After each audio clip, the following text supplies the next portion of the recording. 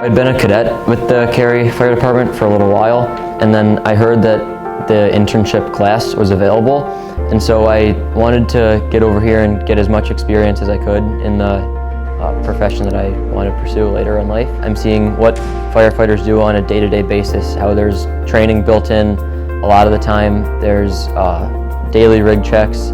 It's not just what the public eye sees. There's a lot more that goes on behind the scenes. The internship program, it allowed him to kind of be around here a lot more than he was in the cadet program, where he was riding along, once a month or so, and now he's here every day after school pretty much with his mentor.